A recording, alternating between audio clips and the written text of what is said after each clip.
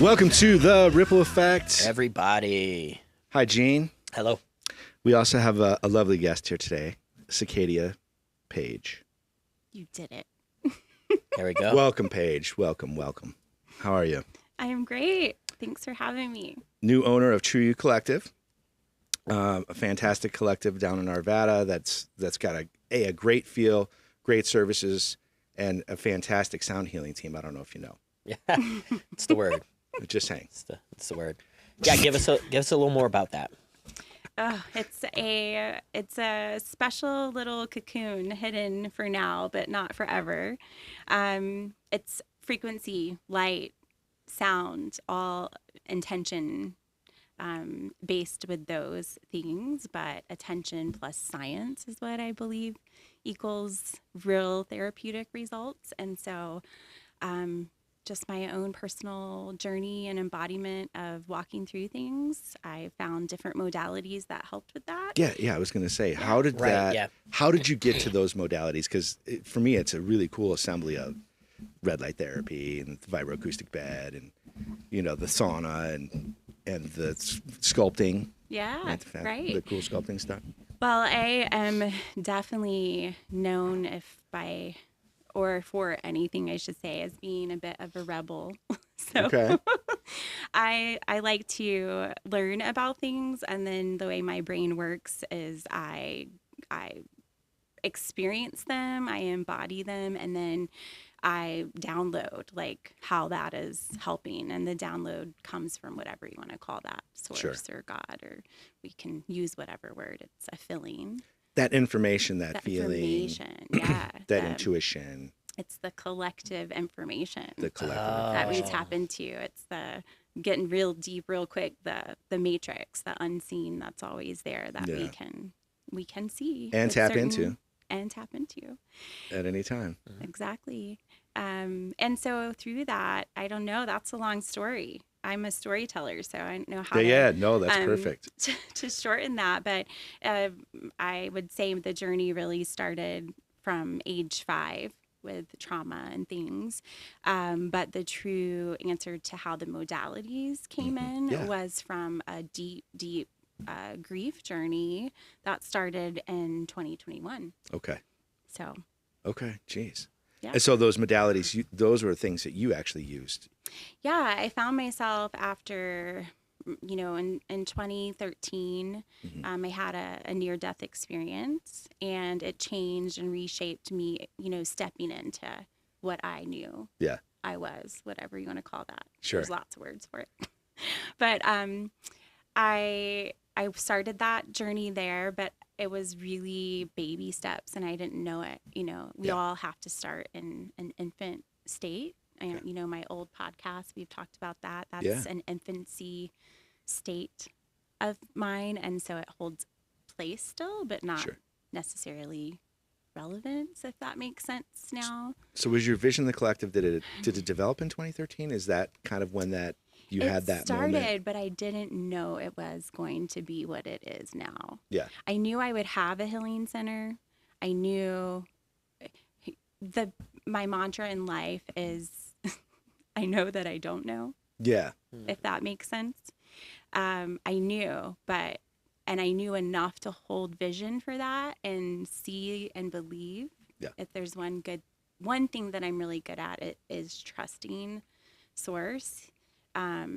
Even through doubt and times where it looks like I'm not trusting, I really am. Or you want it to go faster. Or I want it to go faster. Or slower. That's like our thing, right? Yeah. We can't. Why can't we have it now? Instant gratification. It is. It's the fast food effect of society. Yeah. And even in saying that, there is truth that has a place and relevance too, right? Of course. Absolutely. Because I really think if we dive deeper into what the collective really is, True You Collective is about whatever it takes to A, get you to come in my doors, and B, find what you need there, and have multiple resources in one place. And the real future is to have multiple practitioners of all of these things in one space. And we can see that it's obviously just starting to develop that way naturally. And Yeah. It's starting to gain momentum already. And even Craig, and we know the neighbor Craig. We'll talk about Craig for a sec. Yeah. He popped in the other day and he goes, I'm glad to see the space start filling up. Oh, I love that. Yeah, so that was a real honest feedback from a guy that has an office there. It's been there for a few years. And just the whole building itself. I mean, Sicadia-Paige has literally filled that building with love and got 4 spaces, 1, 2, 3, at least 3 spaces up there now that basically were vacant. That building has got brand new life. I appreciate that more than you know. You're kind of nailing my vision without us.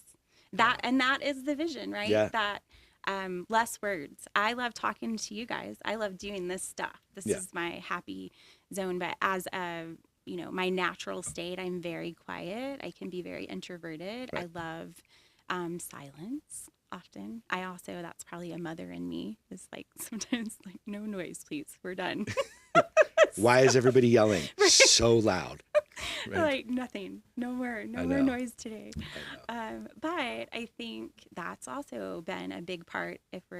It's all going to come back to answer your question on the collective. Yeah. Every single thing I can guarantee you without knowing what you're going to ask me today or how this will flow, it'll all come back to the collective. And that's the answer of really what True You Collective is that it will be a place. It already is a place for those who have found it, but it will be a place that everyone will find something. Yeah.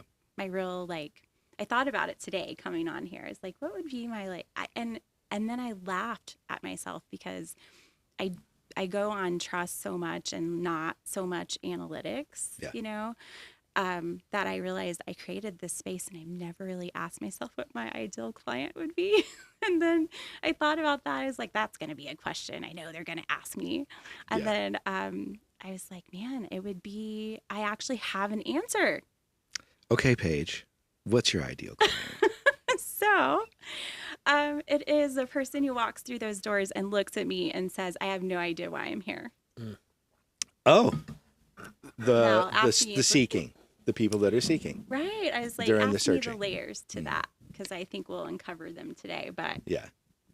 Listen, I've had a personal experience at the collective already. In fact, our last sound bath was with Bill and Karen Young, and Karen had and Nicole wanted to tell you this, but I'm going to break the news. Nicole wanted to tell you that Karen got a new spirit guide that showed up. Oh, amazing. During the sound bath, and Bill saw his parents as they were like young adults. So they both had an experience during the sound bath, non-induced with any drugs or alcohol or not even water, nothing. They didn't ingest anything when they were there. Just laid down and we played, and they had a really cool experience. Wow. And people will also have these experiences on the vibro-acoustic bed. So when somebody's in what I call the seeking, when somebody's searching for something, they're going to end up at Paige's door to enter in some modality that's going to allow them to explore that seeking. Right. Right. And find answers. What is the direction I'm going? Where am I supposed to be? What activities am I supposed to be engaged in? That kind of stuff. You know what I mean? So that's what I'm curious about, these different modalities. Touch a little bit on... Well, during what I realized was my journey of grief, I came from a background of mediumship and death doula work. I don't know if you know what a death doula is, but now it can be watered down like a lot of things once all the people are doing it, right. Yeah. Whatever. Sounds kind of morbid to say, but it fell into that category, much as mediumship does. And all the scary beliefs around it and just the fear around death, period. It's not something most people like, this is what I do for a living, I was dabbling in both realms of what I say is my comfortable physical form as a dental hygienist of 20-something years. And then the side note. She had to take all kinds of leaps. We're going to get to that in a second. Yeah, go for it. But trying to honor my role of who I really was. And at the time, I didn't know what Sicadia meant. I didn't have that name yet. I was always just Paige. And people would say that's minimizing, but to me, it was a way of explaining, I don't know what I am. I know that I'm Paige. That resonates. And I would think that I had all these skills, right? Because we do collect tools in life, meditation, whatever they are, coping skills. When I experienced that sudden loss, I realized all of the things I had gathered up until that point of my life didn't mean shit. It wasn't helping me. And I was like, how does a death doula not know what to do right now with this? Like, how can I help all these people through this and get these amazing messages from source and feel like I am completely alone in some dark room right now and have no tools? Right. It was like the worst escape room ever. You know, it's like a scene from Saw. I love scary movies. I love them and hate them, but it was that. And so what allowed me to get out, but we can possibly delve in even on another time, what getting out versus being comfortable in the uncomfortableness changes to. I found these modalities to answer your question. I started to just feel, okay, a word, something would pop in. That's how I get information. Red light therapy. So I'd literally just Google it. And I found a place in the area I was at the time. I was not living in Colorado at the time. And I found this and I went, although it was promoted for weight loss. And at the time, that was the furthest thing from my mind. I knew that it would do something for me. Not only did I find an amazing woman who ran it, I ended up helping her build this great thing for herself, got certified in red light therapy, all of these things develop. And that's like when you follow a passion, a purpose, a knowing, or your intuition, you will always be surprised that it's likely only a bit of what you thought it was, and it's a million things of what you couldn't have imagined it was. And that was red light. So what it was helping people with weight loss for, it was helping me with grief. And I would talk to her about this. I'm like, are there studies about this? Like, I am clocking in like that on these red lights to my guides, the things I couldn't access in the dark room of grief. And I was like, how is this working? And, there's still not at least real publicated research, not hardcore of what like a true skeptic would need or scientist to say that it helps specific with grief. But the book that I just literally wrote in a day, everyone laughs about. That's how I go from doing nothing to, okay, I'm going to write a book today. First of all, how did you have time for that as a mom, as a new business owner, we know how much activity you got going on. I do personally. So how are you balancing all that stuff right now? Well, it's a good question because I think not having balanced it forever is what put a lot of things off. And it was in me giving up trying to find the balance that it just happened. And I was at the collective and I was envisioning the invisible people walking up our stairs, you know, how I am manifesting that. And I had a download the week before about bringing grief and help with grief and all the things that the book talks about, what grief really is. And I thought, that's going to be another good book one day with like the other millions that I have in my head at all times that I haven't publicated yet. Is that right? Written. Published. Worked on. All the words. Put effort towards. And I was like, I'm going to write this today. And I just knew it. I started typing and there it was. It's just, it's a small beginning ebook version, the beginning version of an expanded. I'm just going to splash it on the screen for a little bit for everybody. Let's get a look. This is literally the rough draft, not formatted at all yet. But I wanted you to have that because that's another, that's how, raw I can be and want people to be able to feel safe being. Is I don't need it to be pretty and get it to you and not talk to you about that today until it was ready. It's like, there it is. It's a creative effort that you're obviously willing to share because I think Gene and I probably try and do this very, be welcoming, be yourself. Let's just enjoy the time and have fun, laugh a little, get some good ideas out. Get it recorded, and the modalities that, I haven't forgotten your question. The modality, circle back. circle back. There you go. The modalities, every single one of them, starting with red light to the sound lounge with vibro-acoustic abilities. I'm a vibro-acoustic therapist. That's another thing that helped me explore that's something I had more of a passion for. All of those, there's a technodelic light that comes with this particular sound lounge. And so we can go down a whole rabbit hole of plant medicine and how that will help us. We're starting to see that and be welcoming of research for that. But this technodelic light that I have can help people get to a similar state that you can access with plant medicine, psychedelics, whatever the word is, without having to take the plant. All right. And that's very important, not because I don't believe in the plants. I love the plants. I love all the plants. All the plants. I love all the plants. Those helped me on this journey as well. I am here today, I would say, because of plants and trust in my own intuition. Well, even the plants respond to the light and the sound. Exactly. So they get there, Exactly. And like, as that's a whole nother episode too, but as you delve into experience plant medicine for yourself, I'm really about embodying what we do, and it can't be forced. It is something that just naturally becomes you, but it doesn't take a million sessions with plant medicine for you to understand her. Mm-hmm. You can have one really great experience, and sometimes that's all that people need. You can have 3, and that's all you ever need for life.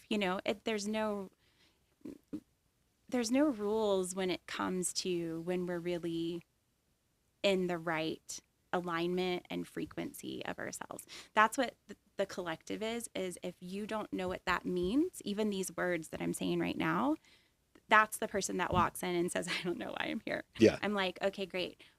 That I can work with. You're an empty vessel. Right. And oh my God, thank you for coming. And we're going to show you what these words mean. Yeah. And I'm not going to force it on you.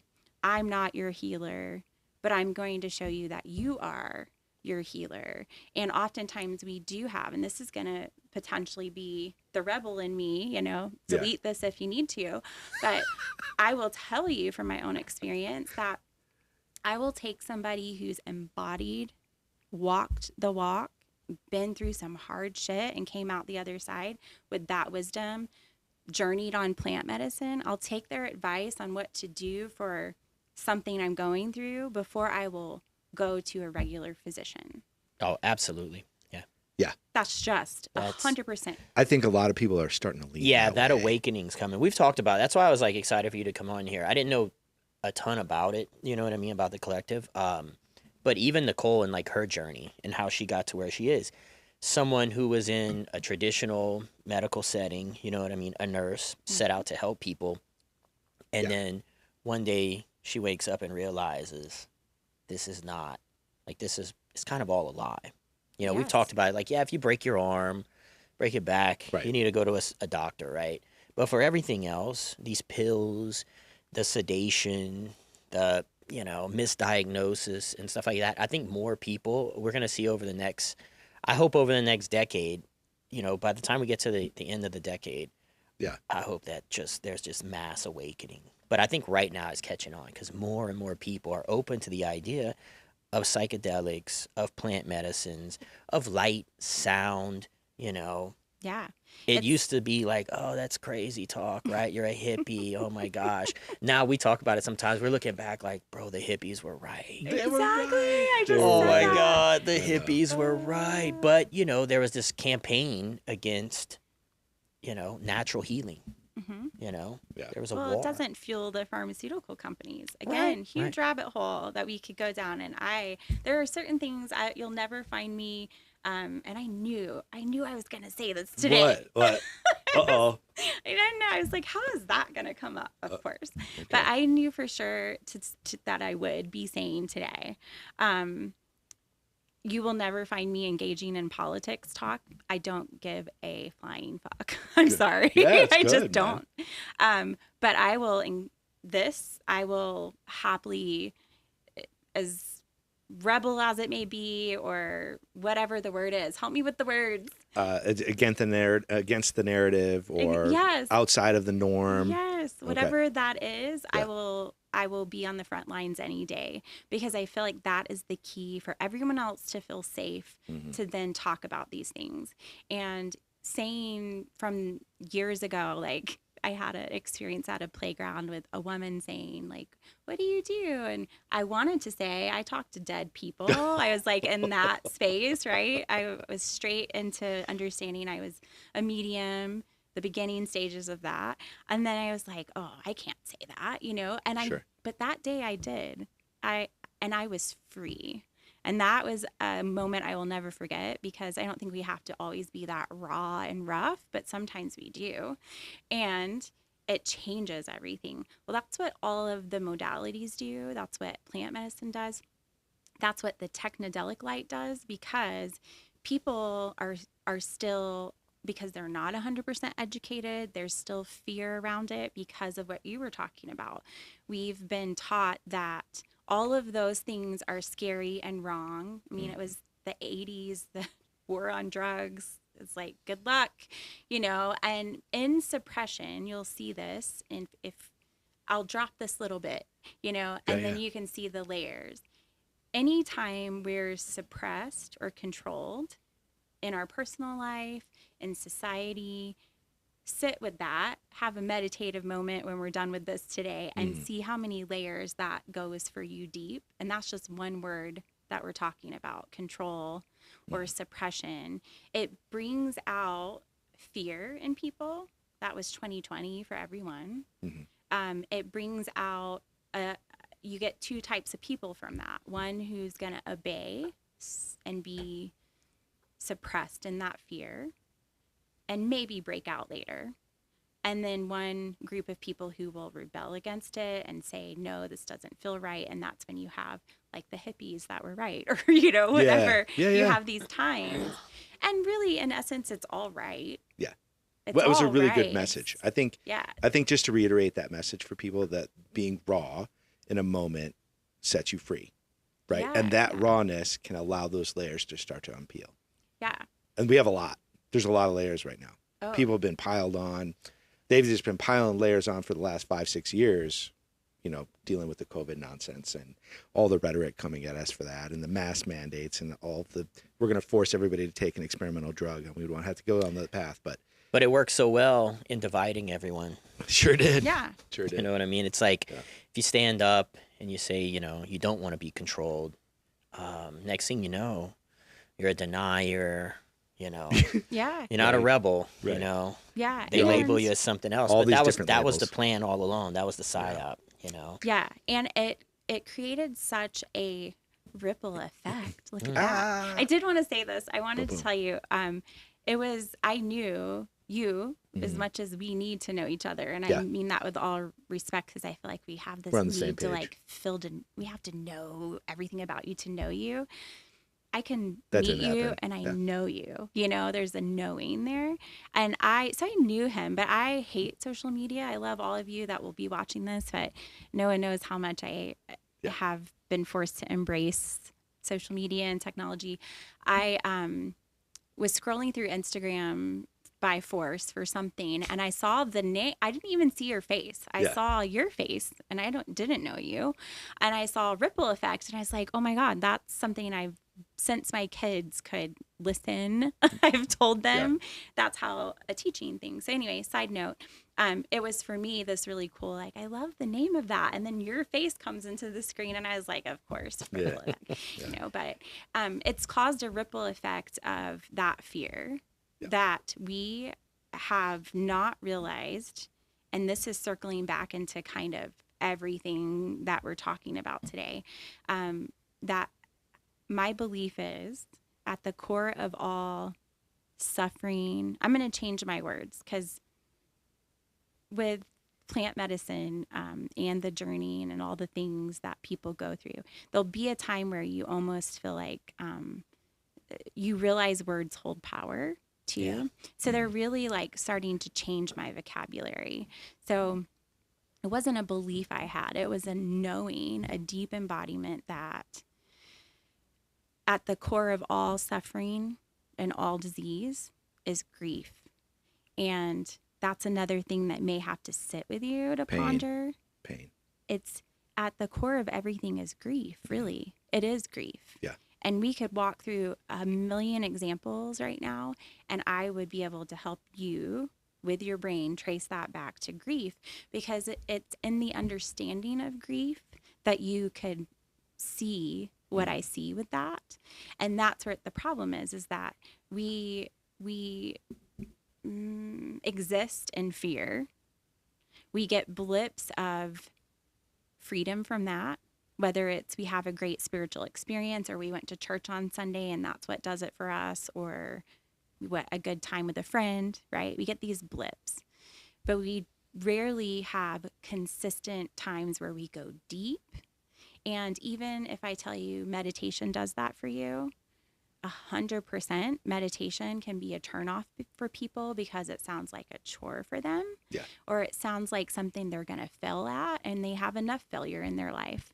And it's all about the understanding, right, of what it really is. And that's where, if I were to summarize what my real purpose here is on this planet in this lifetime timeline, is to teach. And, you know, it comes out naturally, like even in talking. Yeah. But I think I'm helping people understand, as you learn something, if you can pass that knowledge on, that's what we're all here for. And I'm not talking about book knowledge. I'm talking about a knowledge that you've embodied, that you've walked through, that you've acquired. Yes, that's a great word for it as well. But it's, you know, the fear has called this ripple effect of us actually now existing in this intense grief stage. Mm-hmm. And then you understand grief can present as rage, that person wanting to run you off the road. I have never read, and media is a whole nother thing that I don't really care about, but and talking about all the falsities of life, but I don't know if falsities is a word, but it sounds cool. I think it might be. I have a problem with that. Like I said weaponry one day to my partner, and he's like, that's not the word. And I was like, but it sounds pretty. As long as they understand what you're saying. Yeah. So anyway, but you know, it really is, grief presents in all these ways, and that's why we don't identify it as grief. Right. But it's like anything else. If you don't identify the root of it all, then what are we doing here? You're going to undo like some layers, but you're ultimately still going to either just have it up here, but not really have it here. And then that's why these people, as in all of us, have these times where you're like, I thought I was healed from that. Like, why is that coming back? Why am I still feeling that? Why am I still angry about the boss that fired me, or this or that? It's grief. Yeah. And we haven't processed that. And we haven't allowed you to even understand that, you know. So those modalities that we talked about, you know, red light clocks you in. There are some studies about it, not a lot. Like I said, I think we're going to get there. Yeah. There are. So a bed, you don't have exactly this bed, of course, but this is just an example of what a red light therapy bed is. Yes. Right. And it's just one modality in order to have red light therapy. I do like to point out, when you're having red light therapy, the power of the lights are a huge thing that you need to know if you're doing research, and how close they are to your body, to your actual skin, because we're working on things at a cellular level when we're talking about some of these modalities. The real answer to it all is you don't really have to do anything but lay in it. Like you see that picture there. Yeah, exactly. Your cells are, it's the language of our cells. Everything that I have at True Collective is a form of the language of our cells. So it's really, like I said, just showing up, allowing yourself to be like, I don't know why I'm here. Just lay on the vibro-acoustic Just bed. lay on it. Just lay down. Take a session. Right. Throw the headphones on. Yeah. Turn on the lights or not. Right. Your choice. Right. Just depending on, you know, how many layers you want to peel back that moment. Yeah. Right. See, the thing with the layers, though, it's like people know. Like, I think about it sometimes. I try to figure out. Gene is going to go sit on this vibro-acoustic bed. Yeah, I'm gonna Nicole and have- I already talked to him about it. Yeah. Okay. And it looks just like this. I have to try this. But see, that's Except the you thing get a heated also, it's blanket, like, or not a heated blanket. You get A a weighted weighted blanket, blanket. goes on top. It's a nice, very nice area, like a not a dark room, but It's a a darkened cocoon. room. It's a cocoon. Yeah. imagine if people, when they start feeling bad or you start feeling these, instead of going to a doctor and getting a pill, you walk into this place. And this is your treatment. And you start this journey. Right. Just like they're trying to tweak your pharmaceuticals, well, instead, come get some real healing. Right. But those layers, when you talk, I'm sitting here thinking, I'm like, man, there's some nights I lay there and I think, and it's like, it's just kind of never ending. I think it's so intimidating for people to start peeling back these layers because the more you think about it, we'll call it anxiety, right? People get anxiety, right? But it's like the more you think about it, the more overwhelming it is because as you peel back layers, they just seem never ending. Whether it's like you get back to like politics, social media, family, and again, you say it all goes back to grief, but it just goes. And by the time people do want to deal with it, you have a lifetime of it. It's really hard. Yeah, it's scary to face it. It is. I mean, I think about it sometimes like it's overwhelming. I started, and then once you have kids, you're like, oh my God, my kids are in this same pattern, right? They're going out, and then all of a sudden you're taking on that. It's almost like it's guilt. Because I think about my daughter all the time, like, man, the world is just crushing. Like, she comes to me all the time with something new, whether it's social media, like something that they hear, they see, just social, family. It's just these crushing, the weight just gets more and more. And it's like, really hard. Like he and I were talking, both of our youngest were talking about Iran. Yeah. We're like, I mean, listen, you guys are a very safe spot. You don't have to worry about your safety. But these are the types of topics that Gene is bringing up, that the kids are coming to us with. And I'm sure you've had something similar. Oh, yeah. I have 4 kids, and there's a lot with that. It doesn't mean you have to have 4 to have a lot. It's just that you can imagine what that is multiplied as. Like, how I would like to engage in the answer to that, even though you didn't really ask for one. Just comments. Is really like, it makes me feel like this is maybe a collective answer to explore or be curious about, because I sit with those same feelings. Like, I brought these amazing light beings into this place. Like, I actually thought about my oldest daughter today before coming on, like laughing to myself about, I can still remember how her crying would like run up my spine. In hindsight, I think it was her like screaming like, oh God, no, I want to go back. I don't want to be here. Like you come in and you're like, oh no, what did I do? And I know that from experience. That's what a lot, like the kids now, they don't get enough credit because they are a generation, a species of their own that are bringing something very special and important for this elevation that has to happen, this conscious awareness. It doesn't even have to be viewed as an elevation. It's all a spiral, So it's like, and ultimately it's not really in our control, but we're still part of this game. Part of the process. We're still part of this play. Yeah.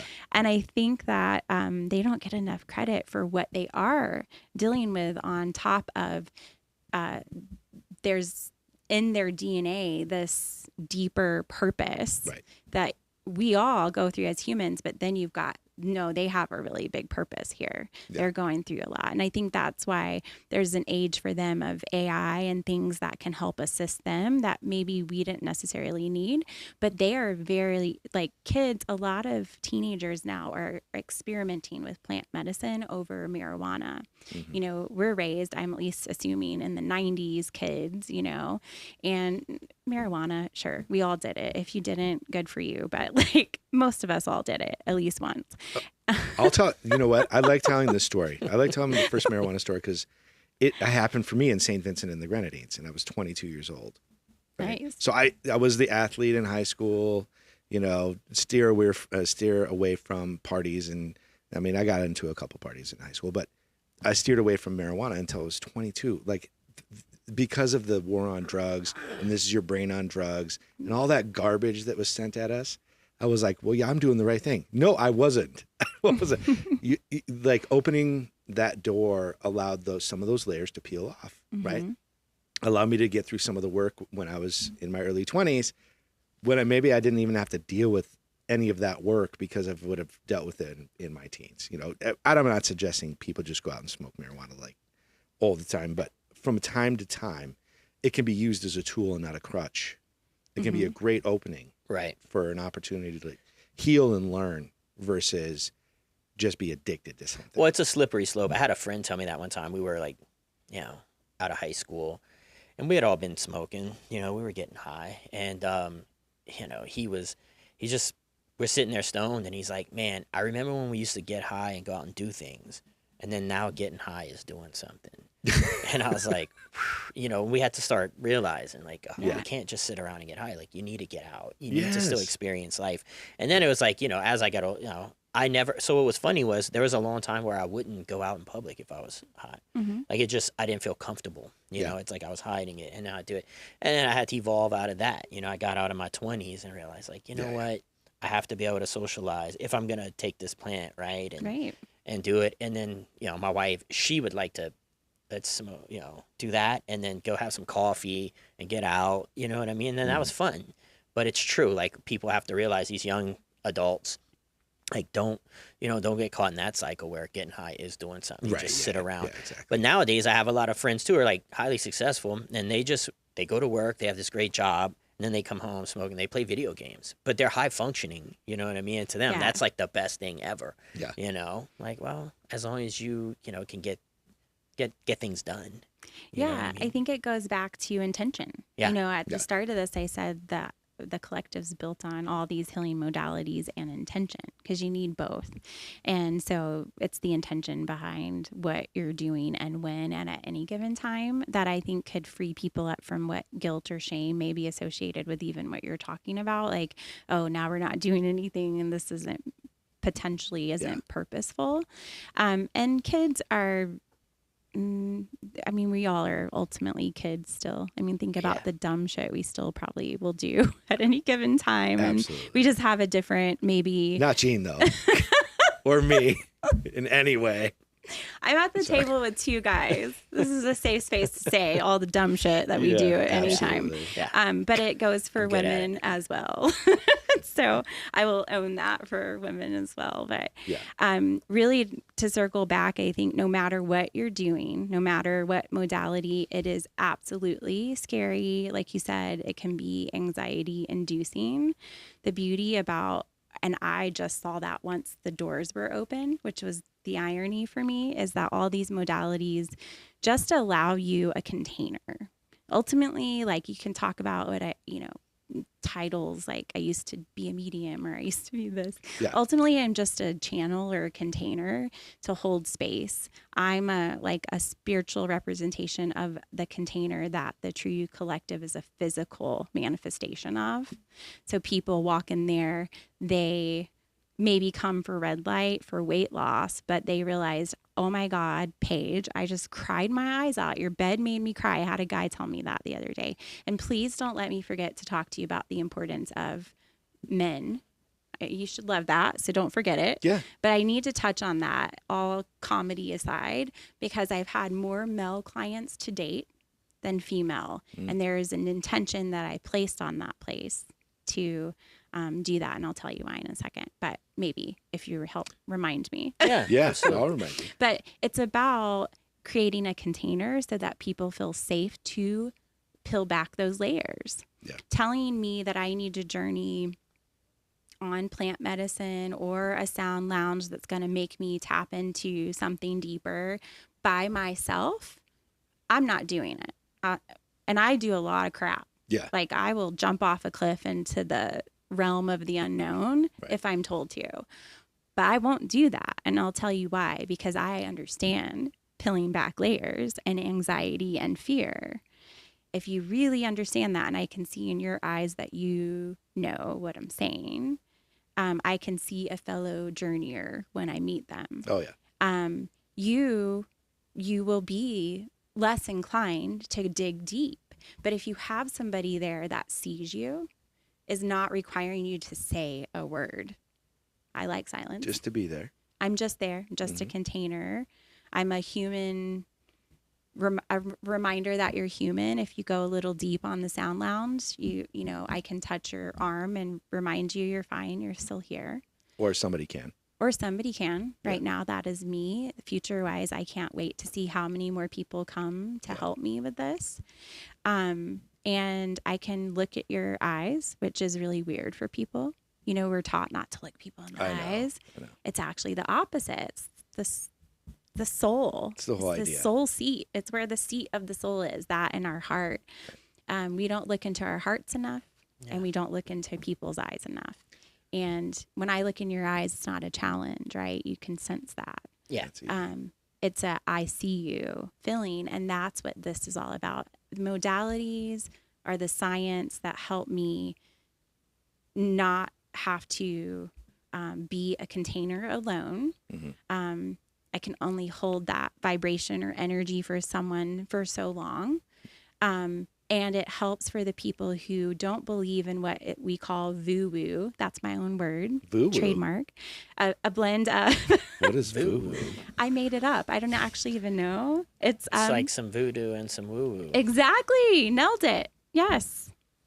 See, it's not even a thing. It's not a thing. It's a thing now. Copyright. That's right. Copyright. Trademark. Well, what's great about what you're doing also, it's like, so each of these modalities on their own, you find what they call clinics or, you know, businesses that they're doing it because it's trendy, right? Because they can put a monetary value on it. They can make money off of it.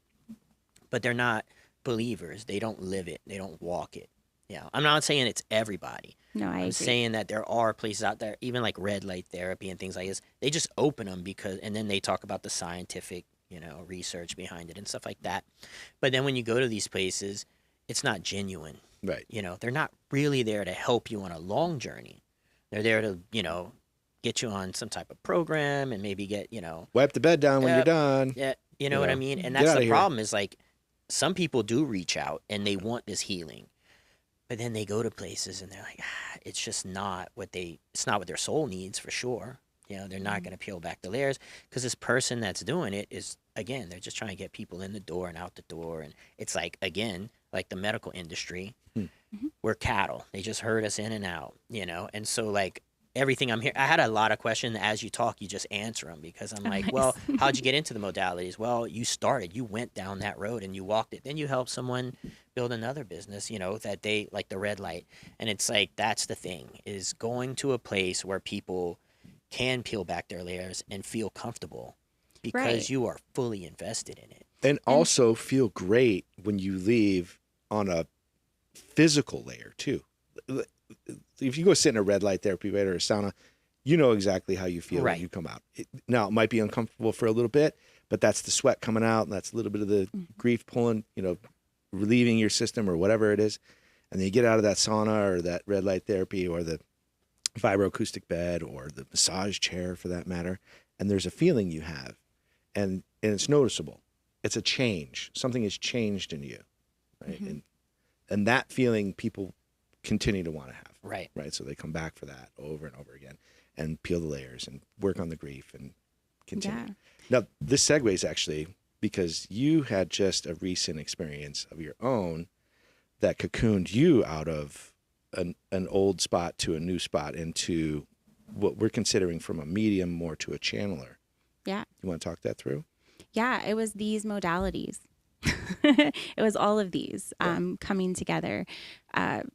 When I lost my soul sister best friend in 2021, I was in what I called the valley of the shadow of death from old religious things. But what I realize now is me walking through my own shadows.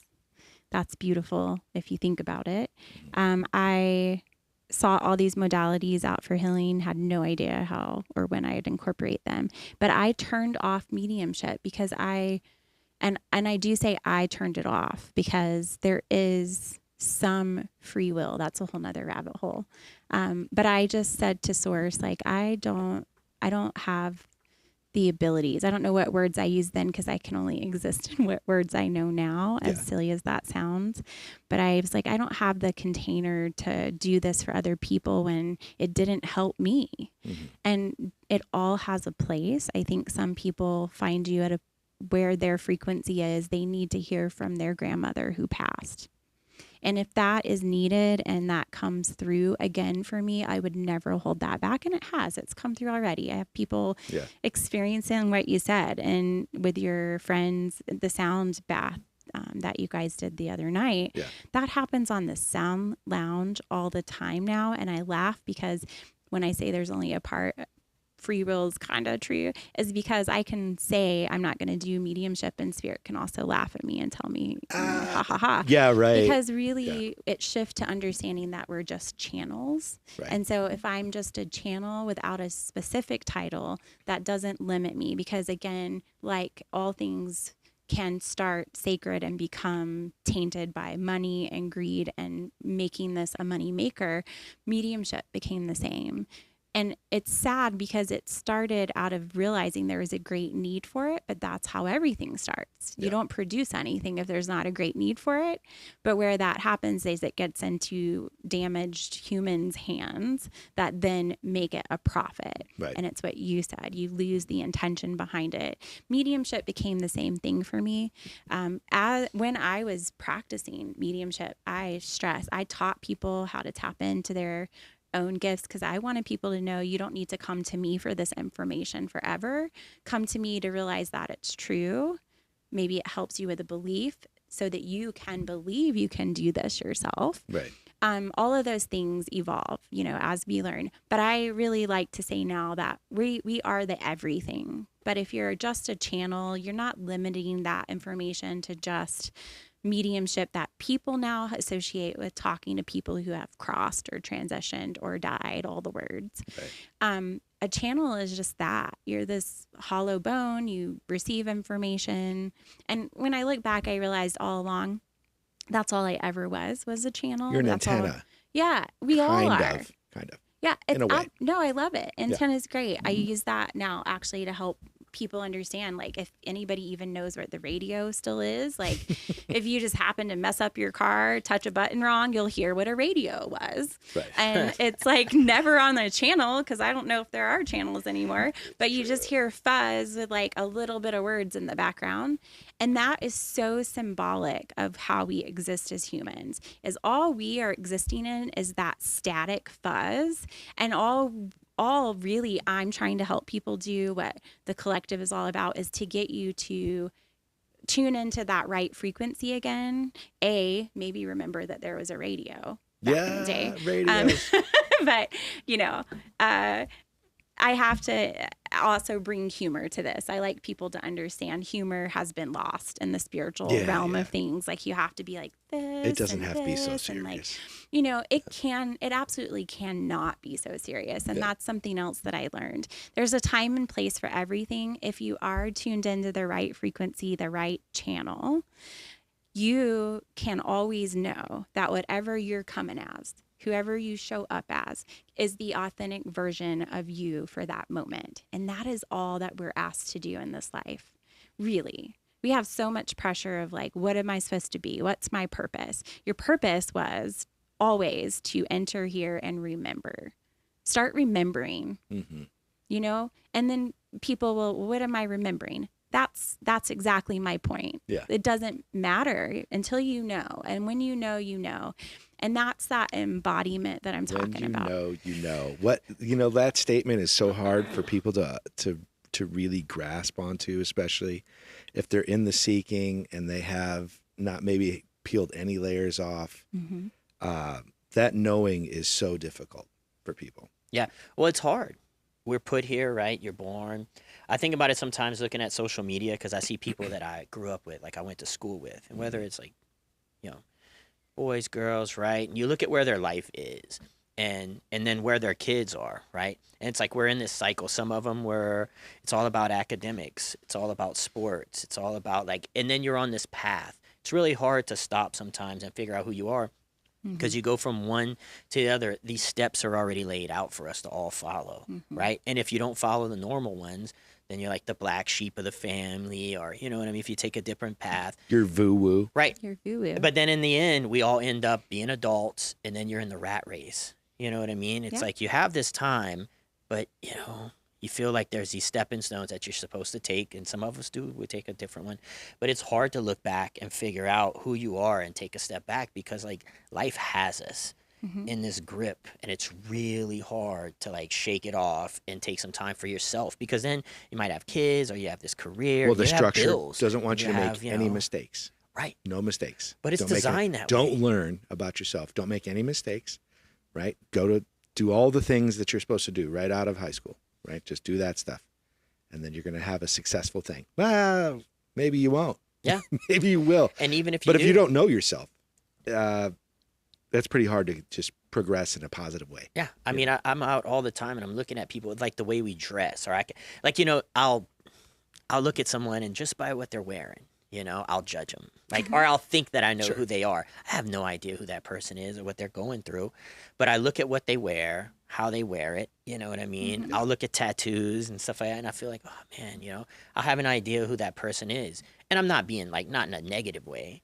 But it's like, but do I? You know So, what I mean? actually, speaking of tattoos, this is a great segue. I want you to talk about your tattoos a little bit, and then I want you to talk about yours. Okay. Is that okay? Is that fair? Yeah. Yeah? Totally. Oh, mine are like... At least what's visual.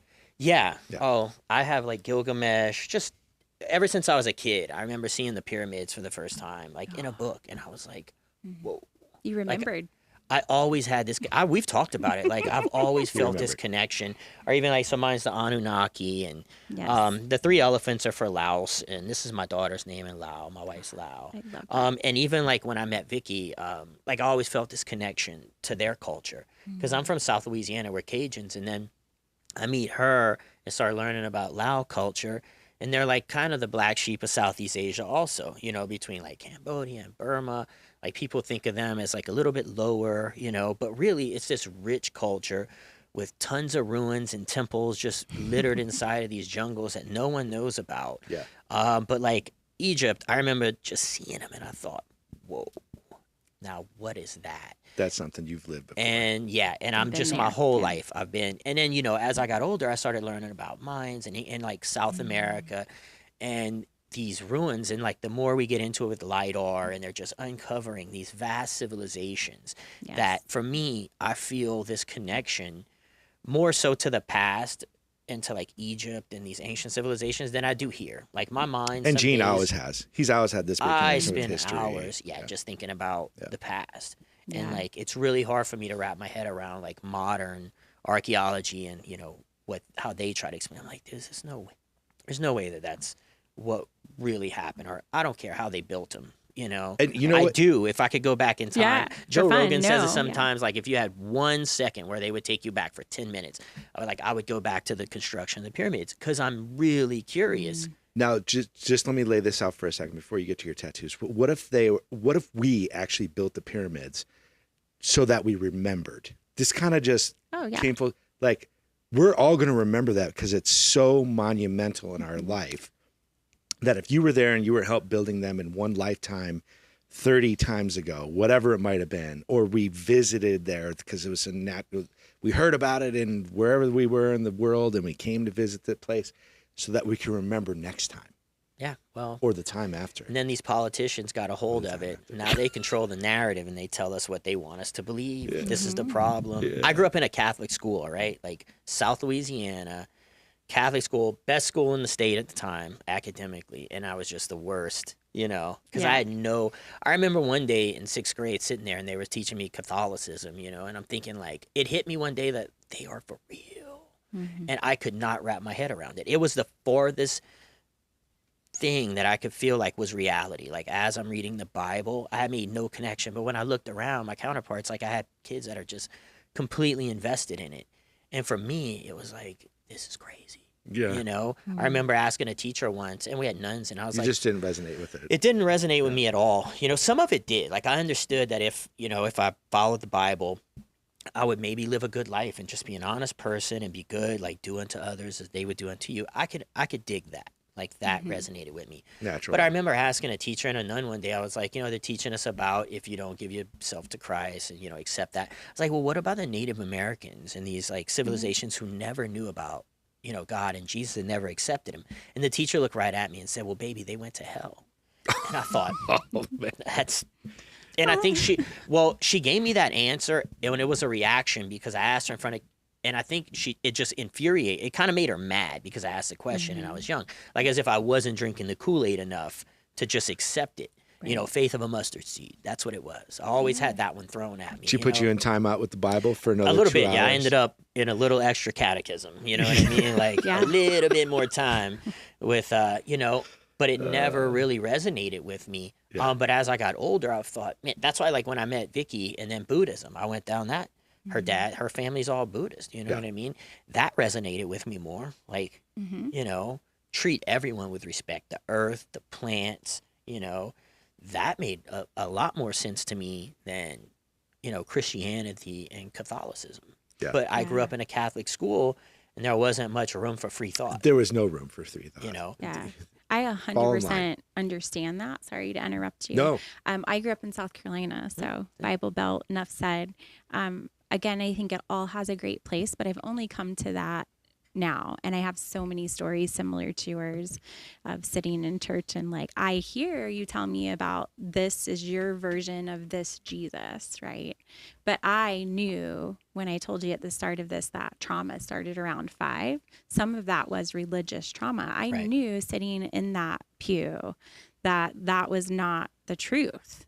I didn't know what that meant, but I knew that wasn't the truth. I was like, I know that's not how I'm supposed to see this person that you call Jesus. Not that I don't believe there was that person.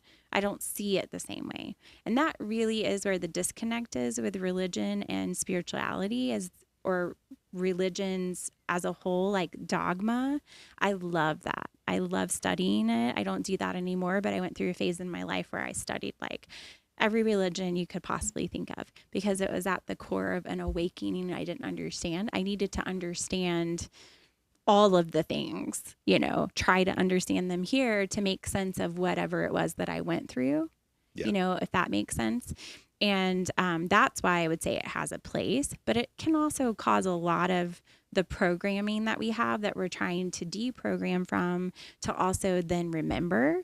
But I want to tell you, listening to you, I couldn't stop smiling because when you talked about like seeing someone, judging them in a certain way, like when I look at you, I just see like you're so awakened. For me, I look at people differently now, where it's like the idea of what an awakened person should even look like has changed for me, because the things that you were able to just verbalize right then speaks to a person who's peeled back some layers already. You don't look hippie enough, but yeah, right. You I need don't fit that mold. So, and that's the thing, is me saying, I see you, I understand that, but I see you differently than potentially even see yourself. And I think we don't say those things to each other enough. We've also been taught, like, if I tell you that, oh my God, you look really great today, like you're such a beautiful human, then I'm flirting with you, or I'm crossing these boundaries of all the labels that we've put on everything. We've literally, not collectively all of us, but it's been part of the conscious culture. It's a duality that has to exist, though. Yeah. That we have controlled literally everything. We've even controlled the idea of what love is. That comes in a lot when I talk about what I do in grief and where I'll be going with the collective, and even wanting to remember why I want a safe space for men to come to as well. And how I've had a lot of naysayers with that for what I was opening up. When I get a naysayer now, I used to retreat and be like, oh, I'm not worthy, or maybe they're right. Now you tell me I can't. It's not rebellion by force that I will do it, but I will damn sure do it somehow. Somehow it's happening. If it's a knowing that I know that it's completely opposite of what you're telling me it's going to be or should be, then that just empowered me to tap into that different creative force, and it's going to be exactly the opposite. I mean, I think if somebody approaches you with a naysayer type of attitude, like how short-sighted is that? I mean, just why would you not want to just open the doors to everybody? Yeah. And make it a welcoming place for any sex, race, religion, or creed. Who cares? Yeah. Everybody has the same structure inside of us, and we have all the different layers on the outside. If we can peel them back and get back to the knowing, the remembering, then you can move forward with great intensity and real plans and things that can really make a difference. Well, it's hard because the powers that be, they love the division. The unity is not, profitable for them. Talk about your tattoos. Yeah. Fill us in. What are these? Well, it started with my snake. I started in shamanic work. I think we all start in something. And I've seen a pattern where people start with Reiki, and they'll do it because what they may not realize is they're just trying to understand that we're an energetic body. Yeah. They may never practice Reiki, right? But then shamanic work also comes in hardcore first, second place of that, because then we have to understand where we came from, our ancestors. Shamanic is about that deeper rooted piece of us.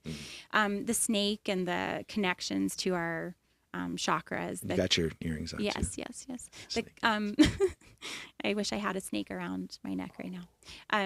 But that wouldn't freak you out at all, would it? Gene might be able to. He might be able to make that happen, actually. Yeah. Oh, you have a snake? No, I don't. Oh, okay. Side note. Sorry, squirrel. So when I started to do something shiny. Sorry. I was like, stop the podcast. I need to go hold your snake. How inappropriate is this going to come off? It's perfect. The way you put it was straight. You're blushing. Sorry. Cheers. Cheers. That was funny. You can't take me anywhere. My husband, whenever he's hearing this right now, he's going to be like, I can't take her anywhere. I can hear it right now. He'll be fine. Yeah, but it's true. He can't take me anywhere. And he finally, I think, loves that. But so my snake was my first experience with being this energetic source, this energetic thing. I don't know what I am really. Do we? Shell. Any of us? Yeah. Energetic shell. And so they showed me I did a lot there. I did a time in my life. I did a lot of martial arts, and I was going through a divorce, and I went through it, and part of me loved it because why I would say I still love martial arts to this day is the energy and the flow about it, not the fact that you can knock somebody's face off. That was fun for a season to feel like you had that. I think we all need to go through a time where we feel like we can embody and feel the power of our physical body, because it brings us back to times where we were warriors and Vikings and things that we need to also remember. But what I realized is I really was just grieving in an angry way. I tend to go angry my whole life. I will and a lot of people laugh when I say that. They don't see that about me. But if you've seen it, you'll be like, yeah, you don't want to see that again, right? But I know that shadow piece of myself, and I love her now, because when she comes out now, it's a time that it's needed, not just as not abuse. Just a reaction. Right, it's a tool. It's a tool, yeah. And it's a part of me that once I embraced, I could work with her properly. So my snake, people would tell me during my martial art phase that I was like a snake. I was calm until provoked.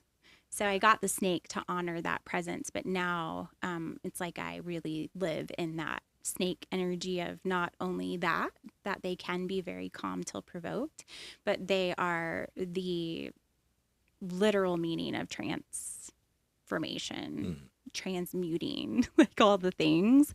That is what my real purpose is here. Like, I can walk into a room and force change without saying a word, and I've been hated for it, and I've felt that hate and judgment for it, and now I can thank those people because I can feel that, and I'm like, well, once you feel something, you're not really afraid of it anymore. Right. You already know what's on the other end of that. And then, you know, what the hell? I'll go lay on my sound lounge and purge that shit real quick and we'll call it a day. Yeah. You know, that's kind of what I want to summarize and get people to is it can really be that simple to pull back the layers. It can be ugly and painful, but the quicker you surrender to that, then the more, and there's a journey of that through plant medicine. If you journey, you know, I have done all of mine pretty much ceremonial for that. That was my choice in doing those. There's an ego separation place that occurs there that can be perceived as anxiety or fear. I call it my room of uncertainty that I had to bond with. And it looks just like the sound room that I created at the collective. It's a dark space. Yeah. But as you start to open and adjust to the darkness, you see the little things that I've planted on the walls. It's symbolic of my experience in life so far, is that my room of uncertainty, once I allow myself to feel comfortable there, I can see different things in the room. And those are, you know, maybe that visual helps somebody, but my tattoos are that. So my snake was part of that and really roots me to who I am and remembering how to work with her. The lioness head is the warrior that when that energy, you know, needs to come, she's still there. But there's also a very protective, there's a gentle way that we can present, you know. A lion, the pride, the lion itself is a little different than the lioness. They work differently, but they work and must work together. It's that feminine and masculinity. So that's the example of that. And I got this tattoo when I lost, as the honoring of my sister that I lost, because in that time, even though I shut off certain things, I really, when I look back at it, I just equate what I really shut off. Again, can't get my words out. My brain goes so much faster than my mouth can keep up. You're doing great. What I really said then was, I don't want to help anyone else right now because I need to help myself. And I don't think we give each other that freedom enough to say, I cannot be a container for you right now. I love you, and I will be able to love you, whatever that looks like, or I don't. Like, now it's time to cut ties, and I didn't have the bravery to tell you that last time or whatever. Whatever it puts in you, but I'm not a container for you right now because I need all of that to like to heal, to pull back a layer, to process. For me, that was this tattoo as a whole, is like remembering, you know, that when I felt like I was in that room of uncertainty or walking through the shadow, because grief is waves. And absolutely. And there were a lot more in the beginning, you know, it kind of goes like this, like you're numb. And then you have this spike of, holy fuck, what am I feeling? Release. And then you have this, you release it, right? Just like the wave. And then the power comes back. But it's, you know, it's waves and you can't ride them. You have to be like cocooned in them, is what I found. Because cocooning, even the science behind what happens, it's not even called a cocoon. I can't say the word. Speech therapy from back in the day. Help me, guys. The chrysalis. Thank you. The chrysalis. Yes. See, you always come through with technology words. With that's really, but cocoon is what people recognize, right? So, but if you understand what happens in that, it becomes a liquefied state. So grief has a crazy way of dismantling and rebuilding like no other teacher in this plane. And because we're humans, how better is the architect to have realized that would be the best way to teach us anything. And if you think about it, circling back to, you know, why I want this to be a place for everyone, but I have a really strong intention for it being for men to find a safe space, is because men are probably one of the most underserved in the emotional realm species. You are a species, that they don't get the help that they need. Like, and they're taught from the time a little boy wants to cry, be strong, they can't shut it off. And there are some men, there are a lot more, thank God, awakening to their femininity and not making them have to be feminine, but be balanced. And feeling safe, but it also is usually triggered by some horrible, what we perceived horrible circumstance, the loss of something huge, right, that makes you do that because you're just so dismantled and liquefied in this cocoon at this point that you don't have another choice but to submit. Yeah. It goes back to the martial arts, like the power that the male ego must from the beginning, whether animal or human, you're taught you have to look the best, be the best provider, yeah, the best protector for the female to want you. That's nature, right, not just human nature. And that has been passed down with such into men. Conviction, yeah. Yeah, like the men who can't find themselves and maybe go more feminine but believe that's who they are, great. If they are a whole human, then I love you and I honor you. Yeah. But we're talking about being whole and not still being like in a place that you're not sure what you are or who you are. So wholeness is what wholeness, being authentic, those are the kind of things that I want to have a container for men to come to and feel safe with. Yeah. Because you're not allowed that really, except within maybe your partner that you chose. So think about that. You know, you feel... Or not at all. Or not there. at all. Like, yeah. But some men, you know, Sure. You've chosen a partner properly, you know, it wasn't just because she looked really great at the bar. Those don't always work. Sometimes they do. Sure. But again, nature that's a lot of the reason why you choose things, right? Yeah. They're pretty. And being able to talk about this so Raleigh, is that word? Yeah, let's make it a word. Okay, Raleigh, I'm making it is. all the words. It is right. All the words today. If you can say this, like, I'm here with two men, and I'm okay, like, saying these things, or two men are here with me saying, yeah, you're right, we pick you because you look good at the bar. Like, but when do you pull back the layers if we don't allow ourselves to be that open and honest? That's right. Does that mean that it happens for everyone? But there are things that are just the basis of our natures as men and women. Yeah. And so you might have picked a great partner that when you get laid off from your job as the CEO and your wife's been a stay-at-home mom and she has no skills except all the main important ones of raising your young and keeping everything alive. Now you've got to go home and face her and tell her there's no money coming in. Yeah. And I don't even know what I will do next. I have no idea what I even am or want to do. And you're supposed to be this protector and provider. Men don't do that. Those are the men, like, men are not taught that it's okay to go home. Ask your wife to lay in her lap and cry for a minute about how, like, your world just got destroyed and you don't have an answer for her. Right.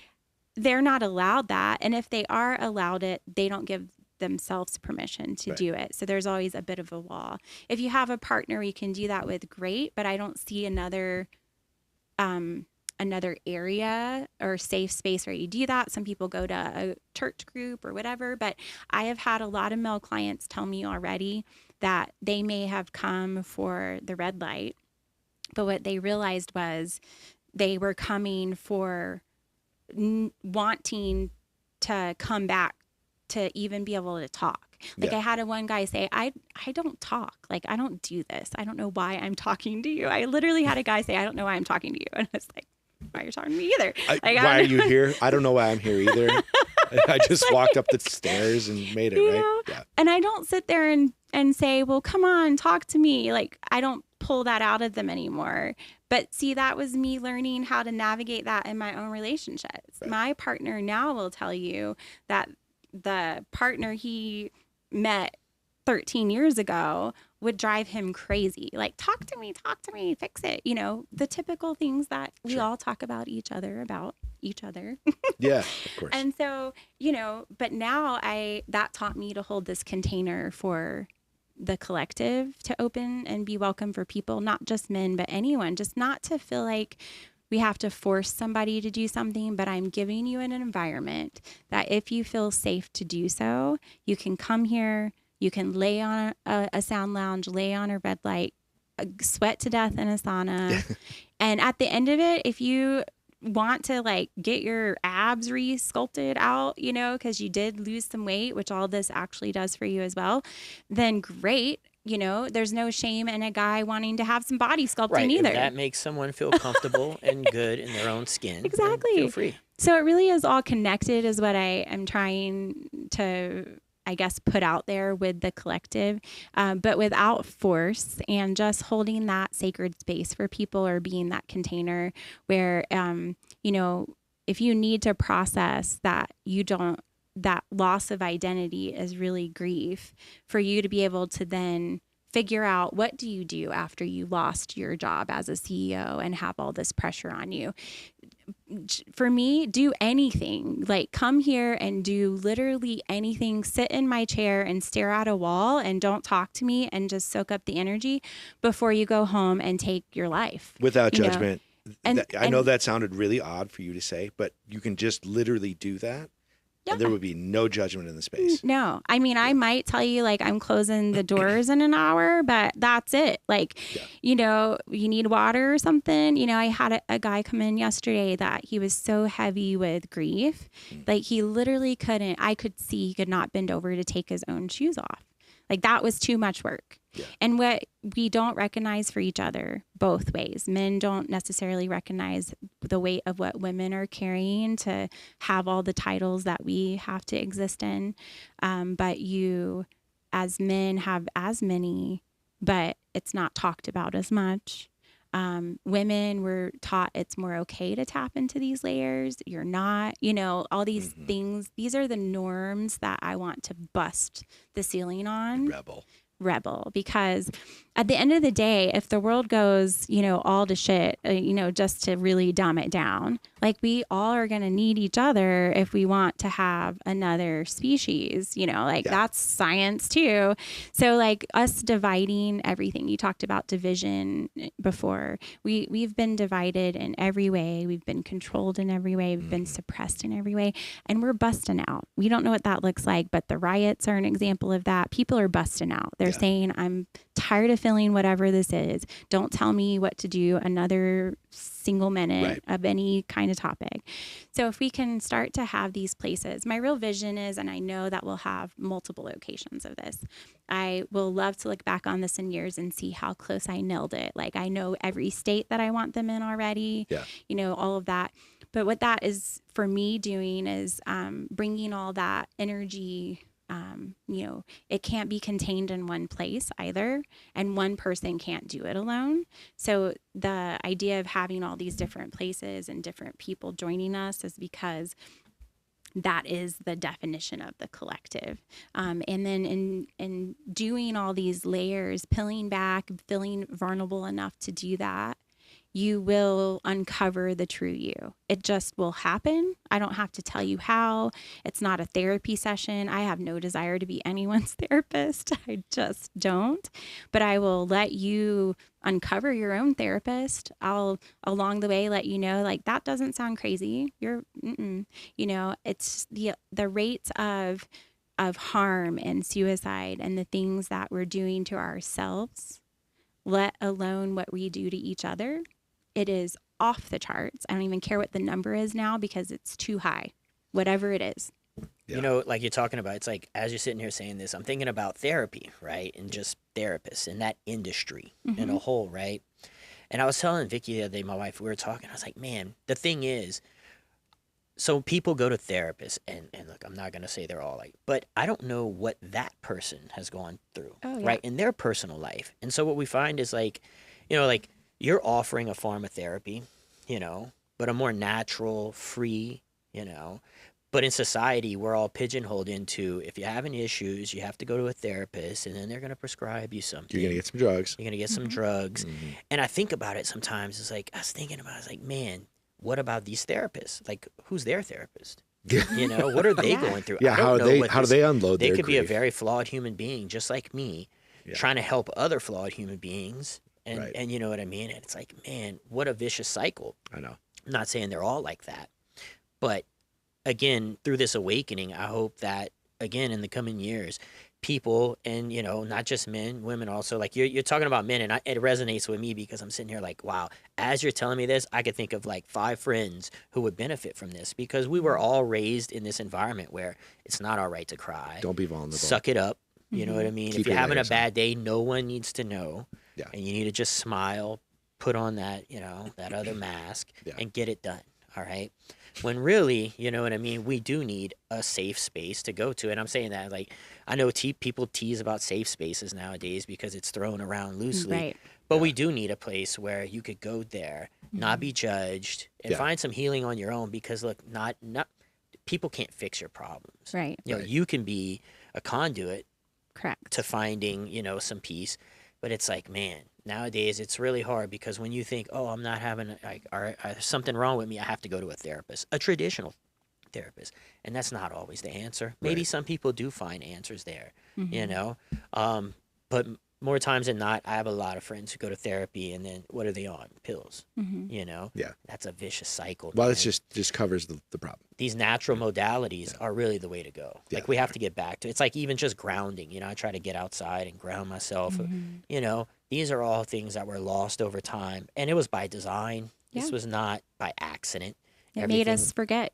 The things that they put, the food, our food, the ingredients. I mean, there's just so, so when I talk about the weight of the world and the layers, it's not just personal, it's existential, right? It's like, what are they doing to us? They're, you know, they're just piling it on there. But like having these modalities, these natural modalities, I really believe that over the next few years, you know, like I said, in a decade from now, I think we'll look back and say, okay, like on one hand, I think social media is really ruining a lot of humanity, but it's also connecting us. It's waking and so us up people too. like you are going to use this. I know you don't like social media, but it's going to become a catalyst for you as you get better at it, you know, and just accepting social media more, not for the bad parts, but for what it can do. It's going to connect you to millions of people. Yeah. You know? Yeah. I believe. I needed to hear that too. And I love that, because when you get really raw with each other, you realize that we all, without a title, can at any time hold space for each other and say one word that we needed to know. And I didn't have to coach you into that, you know, and that's the beauty of humanity. Honestly, it's the only thing that keeps me going to care about helping humanity, is because I see that this podcast. Yeah, this podcast. This did it. This is what did it. Yeah, ripple effect right here. It's because. Oh man, I love it. Yeah.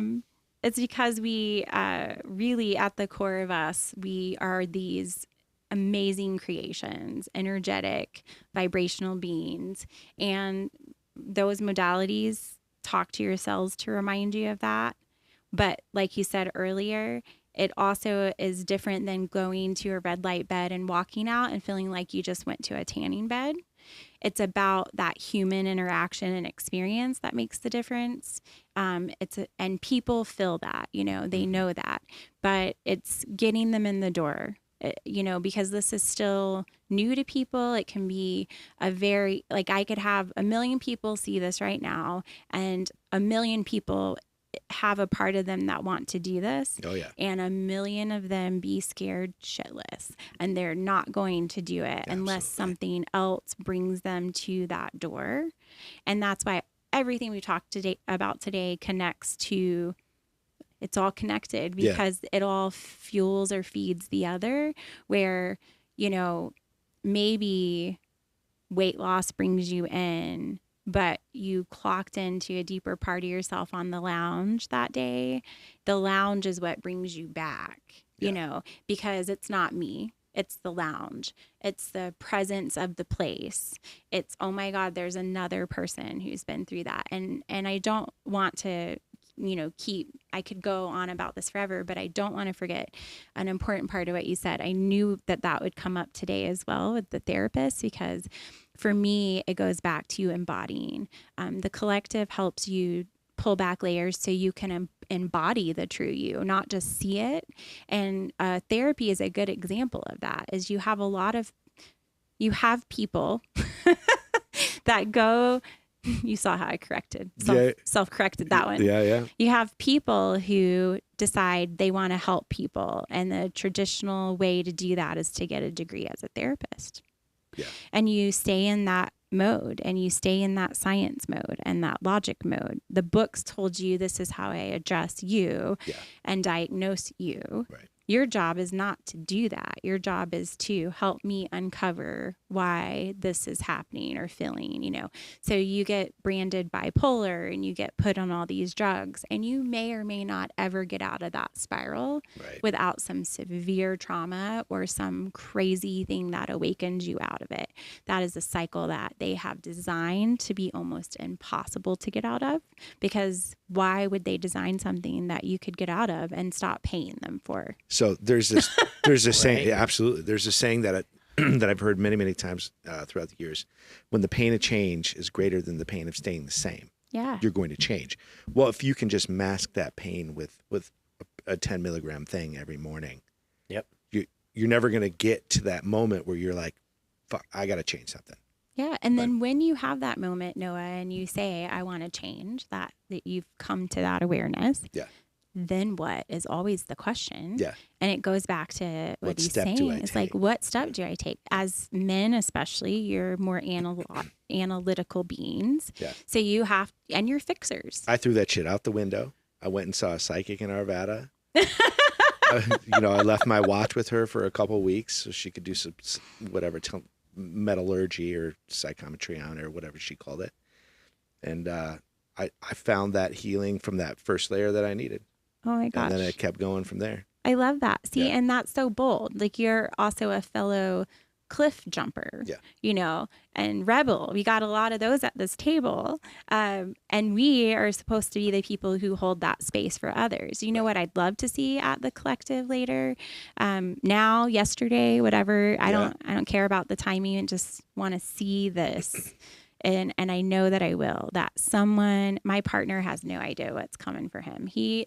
Helping me build the walls of this place has made him pull back layers that he would have never chose to do on his own, and now can be appreciative of. What I'd love to see is more men in there helping me help men, and not through like just a circle at church that your wife told you to go to, like something you're there by free will on.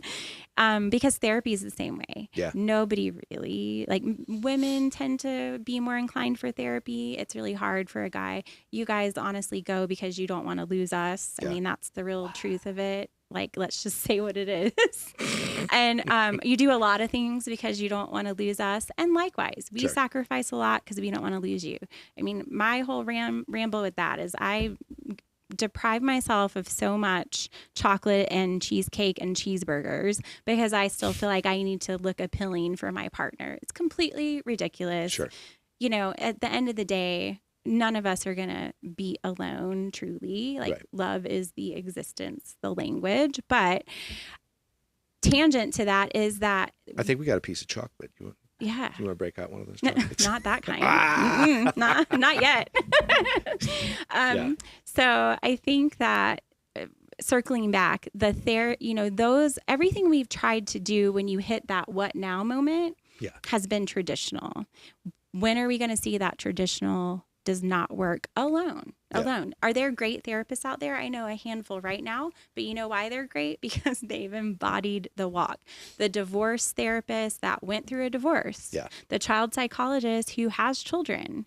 Like, this seems ridiculous, but I tell people, I encourage them, like, when you decide that your first step needs to be therapy, why are you not interviewing that therapist? Have you been through a divorce? Have you lost anyone? Have you ever understood the depth of grief? If you don't know what the word grief means, I'm out your door, first of all, because I will say it again, try. One thing I will debate you on, I don't care about debating, I will debate you on everything. The core of everything is grief. And I cannot wait to talk about this again. And you guys be like, oh my God, I thought about that. Like, mind's blown. Well, my mind's been running ever since you said it. I sit here like, you could connect it all. Well, the thing about therapists also is like, how do people choose it? It's funny you said it's like, instead of interviewing a therapist, well, we only choose it based on our insurance provider. Right. Which is also by design.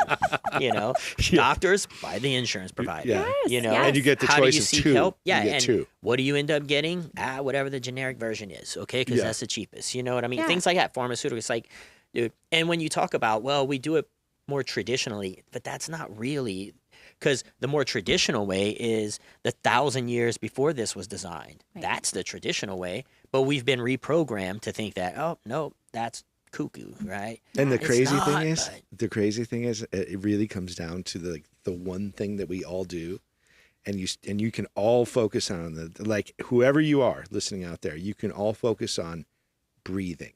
Mm-hmm. If you start with that one thing, that can lead to the next layer and the next layer and the next. But breathing consciously is hard for people to do. Mm-hmm. But everybody breathes.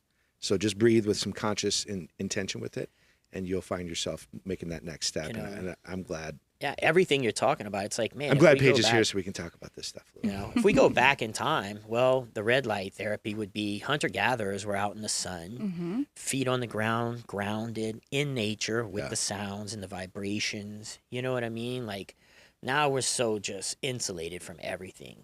And think about when they were hunting. I don't hunt, so I'm going to sound really hilarious with this. But my stepdad did some hunting. Anyway, all the bird calls and the tools that you use to try to like get your animal now when you're hunting. They didn't have any of that shit. Like they had instinct. They felt the ground vibrating as the thing was running towards them or away from them. They could see where the wind was blowing, what direction the scent was coming from, and go that way. And they ran hella fast barefoot. Like there's studies on that. Like I hate shoes. Like there's a reason I'm throwing my shoes right now. Like everything has been restrictive. Right. Where I like to say, and this is important to say because we've touched so many things that I'm so excited about today, and we've only touched like layers, like a tiny little surface of them. But I think sometimes that's all people can handle. Most of the time, that's all you can handle. It's got to be like a little bit at a time before we just blow your mind. That's a lot of the reason why we're not seeing some of the things that, people, when they talk about other species and other beings of the universe and why we aren't seeing them, if they're so helpful, why can't we have them appear and us believe it? Well, part of it is because you have to like somehow understand, trust, and know yourself to believe that these things are true. People cannot always prove something to you. There's no embodiment with that. And that goes back to us losing touch with our true self. We've lost the instincts to hunt naturally. We've lost the instincts to know what to feed our bodies naturally. We're told we need 3 meals a day, but what if we don't? Like, what if today I need one? And well, let's just I'm glad you touched on it. We're in our lifetime. I like to ask this question to people. How many times in your lifetime have you gone without eating at least once a day? Right. You ever built for that? No. Were we built for that? No, and we were created in a way that could sustain that. And we were supposed to. Hunter-gatherers, they didn't wake up and eat breakfast. They went out, hunted, did their thing. They probably ate one really good meal at the end of the day, if they ate that day, because if they didn't hunt, harvest anything. But that's the natural way. Our bodies aren't made to digest food 24 hours a day. That's what keeps us also sick and depressed and full of anxiety. It's because like the blood's always in your stomach trying to digest something instead of, helping the rest of your organs. And it's like, man, we are in a vicious cycle. And it's like, it doesn't have to be solved all at once. That's what I was trying to get at. I think to take away some of that fear and anxiety that it can invoke or provoke, because the rage feels more like provoking that I feel in the world today. That is because once, as intelligent beings, once we see a problem, we're taught also that we have to fix it, and we have to fix it quick. And it's not okay for that to sit there and be broken. That equates to us. We've been told it's not okay for us to sit here and be broken. What if it is? Like, the real thing is that the words mean something different to all of us. We can all be speaking English and we're still not speaking English. We are not speaking each other's language. We're not understanding our frequencies, that radio dial. We're always in the fuzz and some part of that truth, always. And when everyone starts to dial into that, then more people can be speaking the same language. Your body, it goes down to your body, what these modalities do, speaking to your cells. If your body is drained and fatigued from food and all the things that cause that, because it isn't just emotional. I'm so glad you've kind of like reeled me back in, because it is mind, body, and soul. It is all. Grief is physical. It's a totality of what it does. With that awareness can become overwhelming, but it's all because of those things, again, that we're taught. So if we can begin to want to be untaught and be open to being untaught, that's one of what I think is a huge beginning to change what's happening in the world. Just an openness to be untaught. I'm not asking you to change your beliefs. Just explore. Don't forget everything. Yeah, don't forget everything. Let's just try one thing. Right. Yeah. Everything that has brought you to who you are to this moment is still valid. But because parts of those may be perceived as bad or shadow or broken, people are like, no, I'm pushing that away. That's broken. You throw away a broken toy. Right. But the brokenness is the part that I love, because in the brokenness is where the layers really matter. And that is where you get aligned and you hear your frequency, your frequency, and there's growth there. Yeah. And you can start getting back to your natural tendencies, which is your intuition that guided the hunter and gatherers that we lost sight of. You're in a cave and the lion's coming. Those fools didn't wait till they saw a lion to run. They knew. They had a knowing that they were in danger, and that's how they got away. You can't outrun a lion. And there are all of these things, we try to outrun. But the core of that, I think, is not feeling okay in uncertainty and uncomfortableness. And I am 100% sitting here not saying that because I've achieved that, because I understand that. And I also understand it deeply enough to know that it won't go away. Like, part of this human experience is that we will always have uncertainty and uncomfortableness. The evolution comes when we become okay with that pain in our stomach from, whatever, over like butterflies, like anything, a pain we feel, we're taught, go get an Advil really quick. You're not okay to feel that pain. Or worse, for some people, that pain that could just be gas pain has become cancer in their head. Do you see where I'm going? Yeah, right. Absolutely. Those are the realities of what we deal with and what goes on up here that blocks what is really here and here. And it's all because we're taught we can't feel uncomfortableness or pain. But pain is one of our best teachers. I'm walking example of that. I'm not going to go into all those details. That's like a whole biography of myself. Sounds like another podcast. Yeah. But it is the teacher. Pain and grief and these things that we are uncomfortable with are our greatest teachers. Losing that job was your greatest teacher because it probably showed you that you fucking hated that. You never want to do it again. And it made you... Sorry, Mom. Sorry. Sorry. Your mom's gonna yell at me now. Sorry, no, his mom. It's all good. She's got a file now. Okay. I don't know why she makes with me.